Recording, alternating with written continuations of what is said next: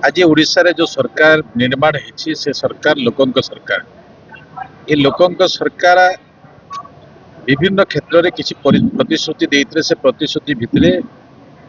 माँ मान को 50,000 टंका वर्ष को देवाई जो निर्णय नहीं सफल होती से सफलता भितर जो माने सुभद्रा हेले जो माँ मान को 50,000 टंका दि जाऊँगी से सुभद्रा माँ मानकर शक्ति वृद्धि अवसर आगामी दिन जो निजको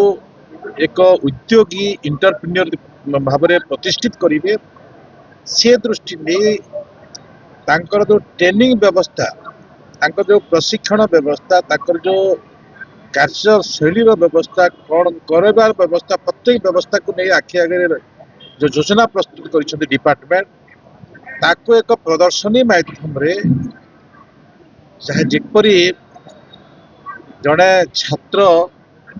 प्रैक्टिकल करे से प्रकार प्रैक्टिकल माध्यम रे ये विषय को बुझी पारिबे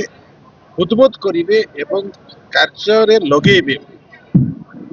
से अवसर जिला स्तर रे सुभद्रा मेला ना रे ये कार्यक्रम निया देछि मोर सौभाग्य आज उद्घाटन सत्र थिलु